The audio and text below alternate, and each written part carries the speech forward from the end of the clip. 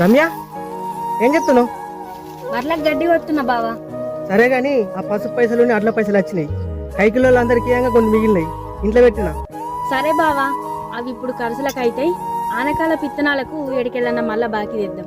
కాదు రమ్య, ప్రతిసారి బాకీ తీసుకొస్తున్నాం, పంట పైసలు రాగానే గట్టెత్తున్నాం. ఇట్లా అయితే మనం సంపాదించుకునేది ఎప్పుడు? మంచిగా అయ్యేది ఎప్పుడు? కాదు బావా, మనం వ్యవసాయం చేసేది ఆస్తి సంపాదించుకునే తందుకు కాదు, మనం కడుపు నిండా తిని 10 మందికి కడుపు నింపేతందుకు. కాదు రమ్య, మనం పంట వేసిన ప్రతిసారి పంటకు ఏదో విధంగా నష్టం వస్తుంది. ఒక్కటి చెప్తా, గుర్తు పెట్టుకో బావా. ఎంతమంది శత్రువులు వచ్చినా దేశాన్ని కాపాడిన వాడే జవాన్ అయితే, ఎన్నిసార్లు పంట నష్టం వచ్చినా మళ్ళా పంట వండించిన వాడే కిసాన్.